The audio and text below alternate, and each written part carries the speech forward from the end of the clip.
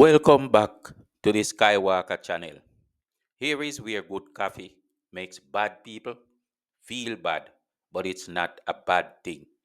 Today, we have a special brew, so buckle up, people. We are diving into the heart of the issue, where politics meets progress and the people pay the price. And for all my dear viewers, remember that I respect your opinion as you should do mine. Our take might be different, but never mind. It's good conversation that eventually will help to build solutions. I am not the know it all either. Just because I don't agree with it does not mean I can't respect it. So just give your comment. Just give your comment without fear of prejudice, but not insolent political ones or baseless, factless propaganda, for those are not accepted here. So, now, let's dive into it. My people, let's talk about the cost of political sabotage in Jamaica. The cost of political sabotage in Jamaica. Politics in Jamaica sometimes feels like a dancehall clash. Plenty of noise, but the wrong people often get hurt. The wrong people get burned.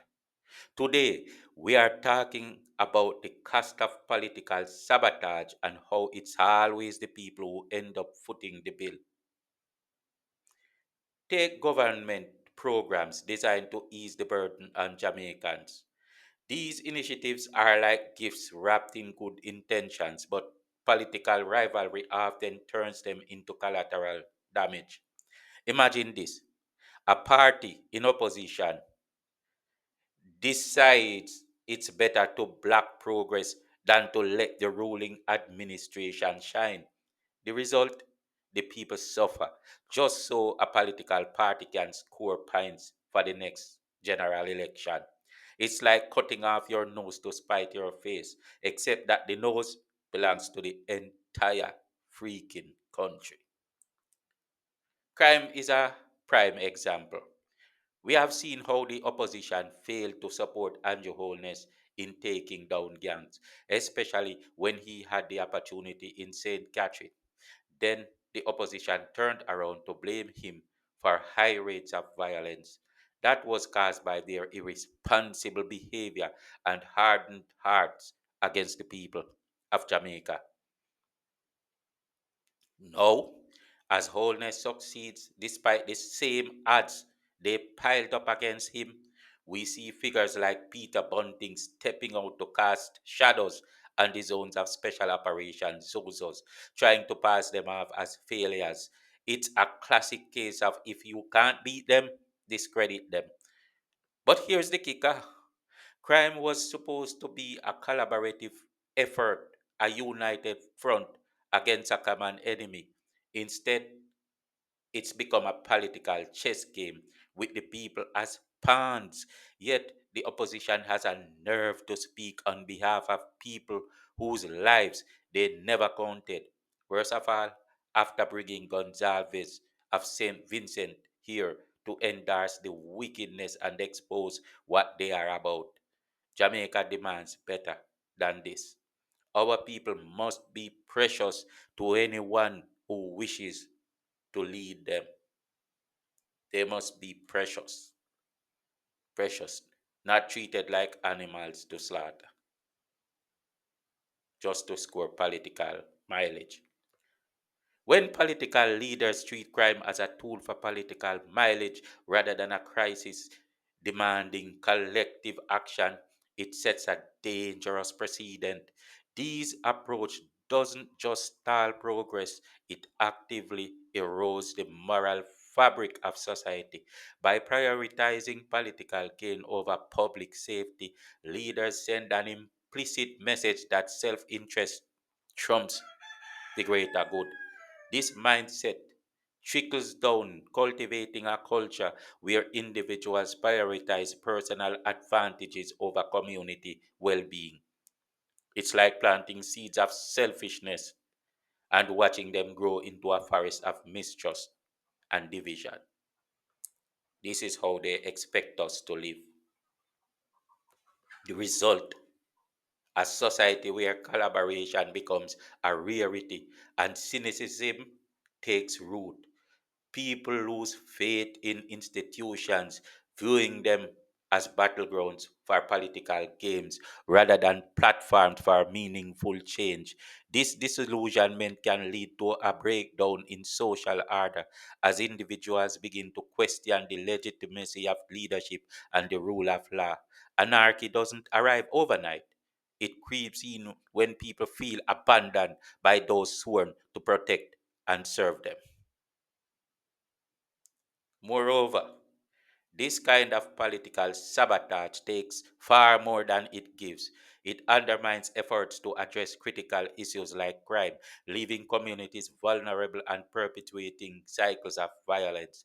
The cost isn't just measured in statistics, it's felt in the lives lost, the families shattered, and the opportunities missed. And while politicians may gain short term leverage, the long term damage to society is immeasurable. It is immeasurable.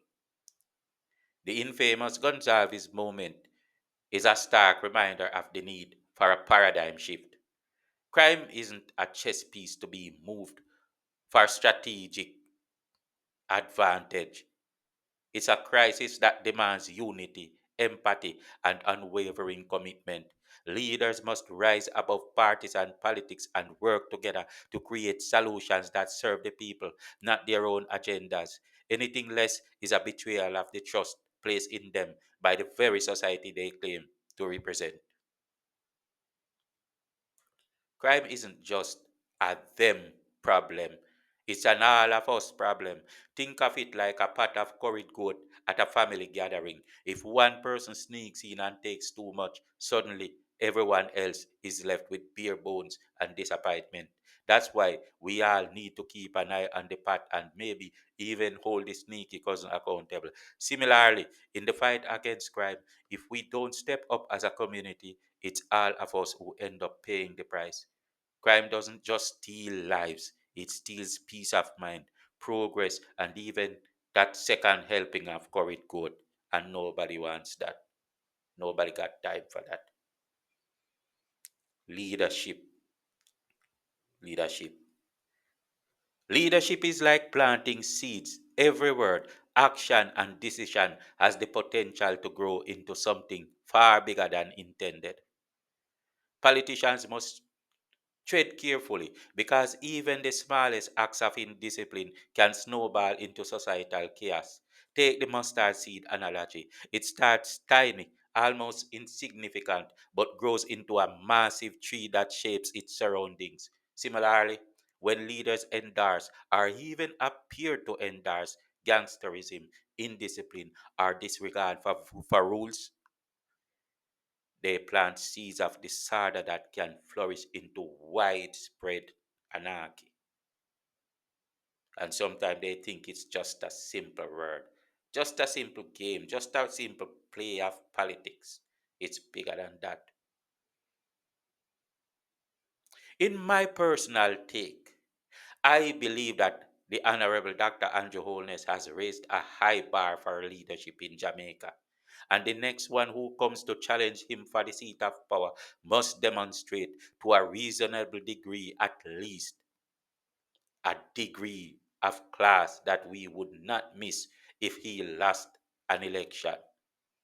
Yes. So the next one who comes to challenge him must at least have that same class.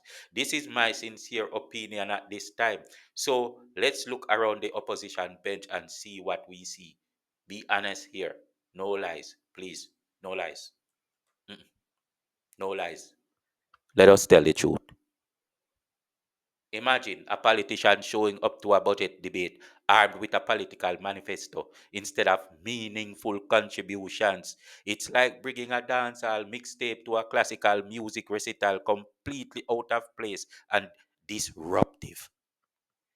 This kind of behavior sets a poor example, signaling that rules are optional and that personal agendas trump collective progress.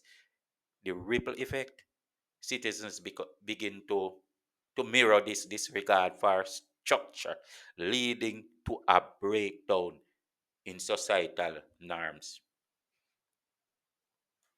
Leaders must embody discipline and integrity, not just in grand gestures, but in the little things, obeying traffic laws, respecting parliamentary procedures, and choosing their words wisely.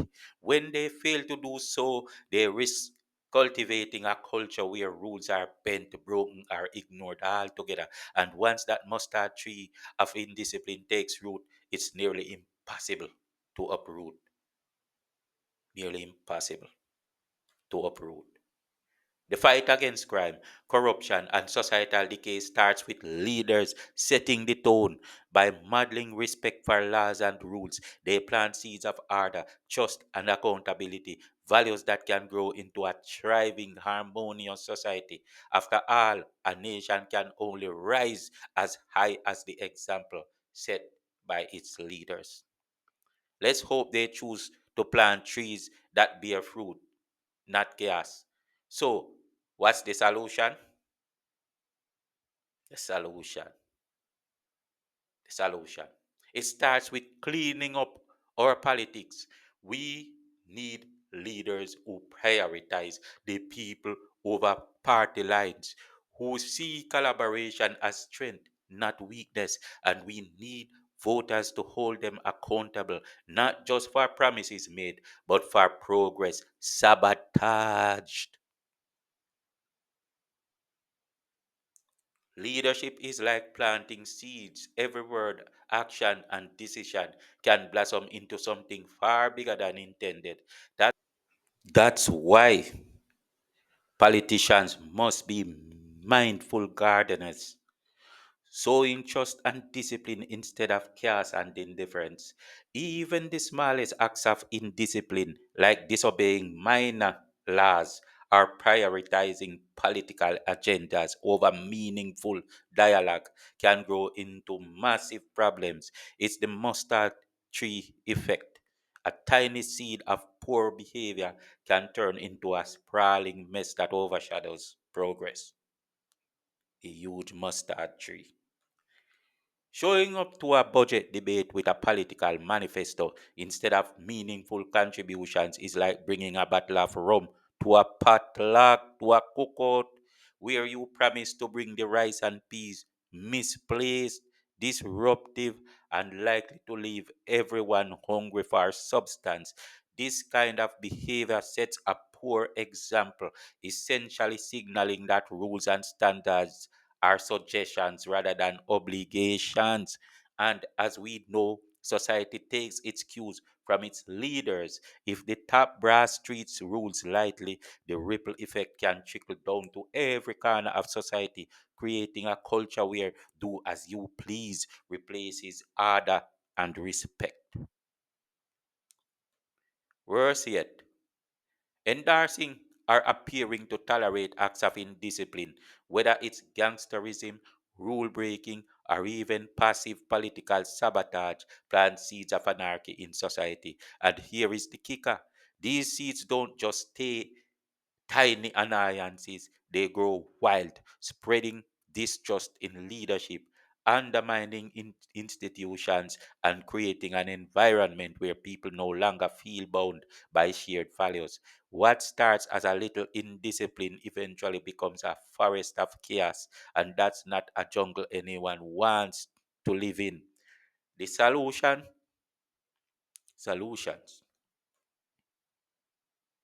Leaders must lead by example in both the big and the small things.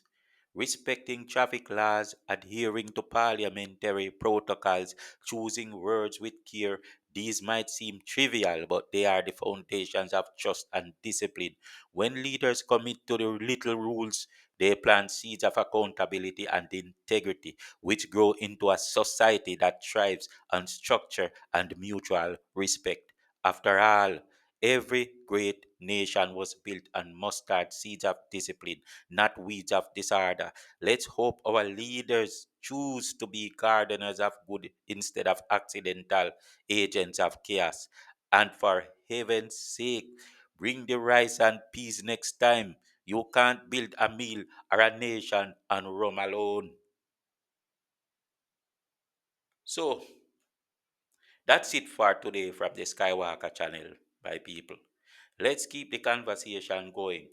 Like, share, and subscribe because Jamaica deserves better, and together we can demand it. What's your take? Too spicy or just enough jerk seasoning? Let me hear it in the comment, or at least think on these things, my people. Peace out.